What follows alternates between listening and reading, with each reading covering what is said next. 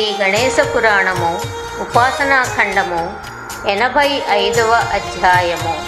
కుమారస్వామి చరిత్ర. శివుడు కౌగలించుకున్న కోయపడుచు కామాగ్నిచే బాధింపబడింది. ఏ శైత్యోపచారాలు ఆమె కామాగ్నిని చల్లార్చలేకపోయాయి. పైగా ఆమె తాపాన్ని హెచ్చించాయి. ఇలా చాలా కాలం గడిచింది. ఆమె కామ విహ్వలై చిక్కి శల్యమైంది. అంత ఆమె కైలాసవాసుని కడగేగి, దేవా, నన్ను ముందు అక్కును చేర్చుకుని నాలో కామాగ్ని రేకెత్తించి ఇప్పుడు నా మాటైనా తలవకుండా మిన్నకున్నావు. మదనుడు నన్ను మంట పెడుతున్నాడు. ఏ ఉపాయం చేస్తే నాలోని కామాగ్నికి ఉపశమనము కలుగుతుందో ఆ ఉపాయం నువ్వే ఆలోచించాలి. నేను నీకు వశమయ్యాను. నన్ను ఉపేక్షించడం నీకు ధర్మం కాదు అని దీనంగా వేడుకుంది. ఆమె మాటలకు కరిగిపోయాడు శివుడు. ఆమెకు ప్రియం చేయాలని సంకల్పించి ఆమె చేయి పట్టుకుని ఒక రహస్య ప్రదేశమునకు తీసుకుని పోయి ఆమెతో రమించడం మొదలుపెట్టాడు. ఇలా ఢిల్లీ శంకర్లు 60,000 సంవత్సరాలు రతిక్రియ సాగిస్తూ వచ్చారు. స్థానభ్రష్టులైన దేవతలు కైలాసానికి వెళ్ళి కామకేళిలో ఉన్న హరుని చూసి వ్యాకులత చెంది, ఈ దుష్టరాక్షసుని నుండి మనకు ఎప్పుడు విముక్తి కలుగుతుంది? వీడి పీడ ఎప్పుడు విరగడవుతుంది? మళ్ళీ మనం ఎప్పుడు మన స్వస్థానాలు పొందుతాము? ఆ పరమేశ్వరుడు ఎప్పుడు మనని రక్షిస్తాడు అని ఎంతో బాధపడ్డారు. వారిలో వారు ఇలా చర్చించుకుంటూ ఉండగా బృహస్పతి దేవ బృందంతో, దేవతలారా, రూపాంతరం పొందే సామర్థ్యం గల అగ్నిహోత్రుణ్ణి శంకరుని దగ్గరకు పంపండి. అతడు శంకరుని ప్రబోధించగలడు అని హితము చెప్పాడు. దేవతలు అగ్నిని పిలిచి, హవ్యవాహన, యజ్ఞ యాగాది కర్మలన్నీ నీ వల్లనే కదా నిర్వర్తించబడుతున్నాయి.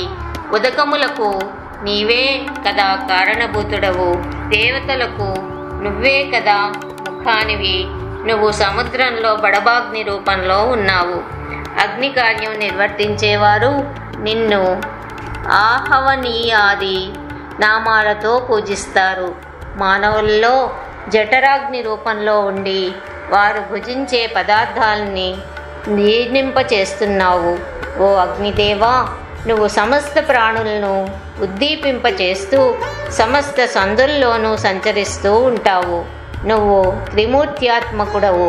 నీకు అసాధ్యమైనదేదీ లేదు. నువ్వు లోకానికి ఉపకారం చేయవలసిన తరుణం ఆసన్నమైంది. నువ్వు ఆకాశవాణి పలుకులు విన్నావు కదా. అందుచేత నువ్వు మారువేషంలో శివమందిరానికి వెళ్ళి బిచ్చం యాచించాలి. నువ్వలా చేస్తే జగత్కార్యము, మా కార్యము నెరవేరుతాయి అని ప్రోత్సహించారు. అగ్నిదేవుడు దేవతల కోర్కెను మన్నించి కాషాయ వస్త్రములు ధరించి యతీశ్వరుని వలె కైలాసానికి వెళ్ళి లోపలికి వెళ్లకుండా వాకిటనే నిల్చుని 3 సార్లు భిక్షాందేహి అని బిగ్గరగా కేక వేశాడు. రతిపారవస్యంలో ఉన్న ఉమాశంకర్లు ఆ కేక విని ఆశ్చర్యపోయారు. చటాలున లేచారు. స్ఖలించిన శివవీర్యమును శంకరుడు పార్వతి దోసుల్లో ఉంచాడు. ఆ శివవీర్యంను ధరించుటకు అశక్తురాలైన పార్వతి భిక్షకై యతివేషము ధరించి వచ్చిన అగ్నిహోత్రునకు ఇస్తూ, ఇది భూమిపై పడితే 3 లోకాలు భగ్గున మండిపోతాయి సుమా అని హెచ్చరించింది. అగ్ని భయపడి ఆ వీర్యమును చప్పున మింగివేశాడు. కానీ శివవీర్య తీవ్రతకు తట్టుకోలేక దిమ్మ తిరుగుతూ చివరకు ఒక ఉషక్కాలంన సూర్యుడు తులారాశిలో ఉన్న సమయాన గంగానదికి స్నానానికి వెళ్ళి, ఈ గంగాదేవి కూడా శివపత్నియే కదా, అదీ కాక ఈమె అతి శీతలమైన జలస్వరూపిణి కాబట్టి ఈ వీర్యాన్ని ఈమె భరించగలదు అని ఎంచి ఆ వీర్యంను గంగలో విడిచిపెట్టాడు. ఆ సమయానికి 6 కృత్తికలు గంగానదికి స్నానానికి వచ్చి శివవీర్యంతో మిళితమైన గంగాజలపానం చేశారు. వారు వెంటనే గర్భాలు ధరించారు.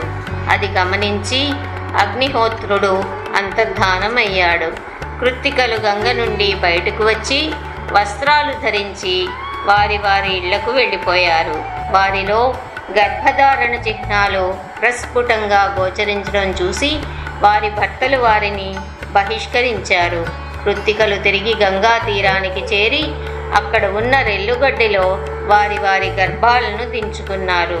తర్వాత తిరిగి స్నానాలు చేసి శుద్ధులై వారి ఇండ్లకు మరలిపోయారు. వాళ్ళు వెళ్ళిన తర్వాత ఒక్కొక్క గర్భము చిట్లి అన్నీ కలిసి ఏకరాశి అయి 6 ముఖములు 12 చేతులు గల తేజోరాశి అయిన బాలుడు ఉదయించాడు. ఆ బాలుడు హుంకరించాడు. ఆ శబ్దమునకు ఆకాశం నుండి చుక్కలు రాలాయి. భూమి కంపించింది. చెట్లు పెళపెళా నేల కొరిగాయి. ఇంతలో శివదర్శనం కొరకు కైలాసానికి వెళుతున్న నారదుడు ఆ బాలుణ్ణి చూశాడు. తన దివ్య దృష్టిచే విషయమంతా గ్రహించాడు. కైలాసానికి వెళ్ళి గంగా తీరంలో తానొక బాలుణ్ణి చూశానని చెప్పాడు. ఈ వార్త తెలుసుకున్న దేవతలు అమితమైన ఆనందం పొందారు. దుందుబులు మ్రోయించారు. అప్సరసలు ఆడారు. గంధర్వులు పాడారు.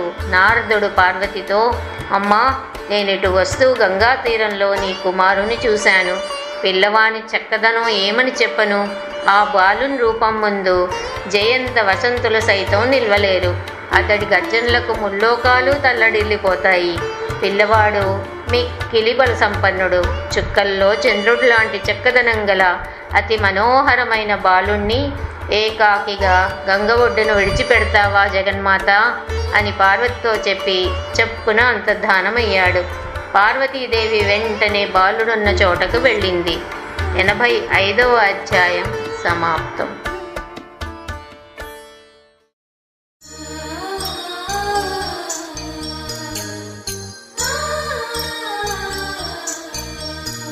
శ్రీ గణేశ పురాణము ఉపాసనాఖండము 86వ అధ్యాయము కుమారోపాఖ్యానము. పార్వతీదేవి అతి త్వరగా వెళ్ళి ముద్దులొలికే బాలుణ్ణి చూసి ఆ ఆనందంతో ఆలింగనం చేసుకుని ముద్దాడుతూ ఉండగా గంగాదేవి బాలుడు తన కుమారుడని చెప్పింది. అంతలో 6 కృత్తికలు అక్కడికి వచ్చి పిల్లవాడు నా కుమారుడంటే నా కుమారుడని వాదించుకోవడం మొదలుపెట్టారు. ఇలా వారిలో వారు వాదులాడుతూ శంకర్ని వద్దకు వెళ్ళారు. పార్వతి బిడ్డను తన ఒడిలో ఉంచుకుని తన ఇంట్లోకి వెళ్ళిపోయింది. శంకరుడు బాలుని శిరస్సు మంత్రపూర్వకంగా చుంబించి మిక్కిలి ఆనందం పొందాడు. అది చూసి అగ్నిహోత్రుడు, గంగాదేవి, కృత్తికలు అక్కడ నుండి స్వస్థానాలకు మరలిపోయారు. పిమ్మట శంకరుడు బ్రహ్మని, బృహస్పతిని అక్కడికి రప్పించి బాలునికి నామకరణం చేయుడని కోరారు. వారు ఉభయులు ఆలోచించి, పరమశివ, ఈ బాలుడు కార్తీక మాసంలో జన్మించాడు కాబట్టి ఈతడి పేరు కార్తికేయుడు అని స్పష్టమైంది. పార్వతి కుమారుడు కనుక పార్వతీనందనుడు. 6 కృత్తికల వలన జన్మించాడు. అందుచేత షణ్మాతురుడు, 6 ముఖములు కలవాడగుట వలన షణ్ముఖుడు. అంతేకాదు, ఈతడు దేవతలకు సేనాధిపతి కాగలడు కనుక దేవసేనానిగా పిలువబడతాడు. తారకాసుని జయిస్తాడు కాబట్టి తారకజిత్ అని ప్రసిద్ధుడవుతాడు. 3 మారులు రేతస్సు స్ఖలనమైంది కనుక స్కందుడని పిలువబడతాడు. రెల్లుగడ్డిలో పుట్టాడు కాబట్టి శరవణభవుడు అని కూడా పిలువబడతాడు అని చెప్పారు. ఇలా బ్రహ్మదేవుడు, బృహస్పతి శివునితో మాట్లాడుతూ ఉండగా ఇంద్రాది దేవతలు అక్కడికి వచ్చి మహదానందంతో బాలుని పూజించి స్తుతించారు. దేవా, తారకుడు లోకకంటకుడై నిరంకుశుడై 3 లోకాలను ఆక్రమించాడు. ఆ దుష్టుణ్ణి నువ్వే సంహరించాలి కాబట్టి నువ్వే సేనాధిపతిగా వ్యవహరించాలి అని బాలుని దేవసేనా నాయకునిగా అభిషేకించారు. ఇక తమకు భయం లేదని ధైర్యం వహించారు. ఋషులు యథాపూర్వం తపస్సుకు ఉపక్రమించారు. బాలుడు రోజురోజుకు పెరుగుతూ వచ్చాడు. ఒకనాడు స్కందుడు చంద్రుణ్ణి పట్టుకోవడానికి అంతరిక్షానికి ఎగిరాడు. అది చూసి బ్రహ్మ అటువంటి సాహస కృత్యాలకు పాల్పడవద్దని బాలుణ్ణి మందలించాడు. స్కందుడు బుద్ధిలో బృహస్పతిని, బలపరాక్రమాలలో మహేంద్రుణ్ణి అధక్కరించేటంత వాడయ్యాడు. ఒక రోజున శివుడు పార్వతితో సుఖాసనం మీద కూర్చొని ఉన్నాడు. స్కందుడు సర్వకార్య సిద్ధి కొరకు మాతాపితరులకు ప్రణమిల్లి, తండ్రి, నీ వలన అనేక విషయాలు విన్నాను, ఇంకా మరికొన్ని విషయాలు తెలుసుకోవాలని ఉంది. సర్వసిద్ధికరము, పుత్ర ధన ధాన్య వృద్ధికరము, సర్వ పాపహరము, శత్రునాశకరము, త్రివర్గప్రదము, మోక్షప్రదము, ఉత్తమోత్తమము, త్రైలోక్య మంగళప్రదము అయిన వ్రతమునొక దానిని చెప్పండి అని కోరాడు.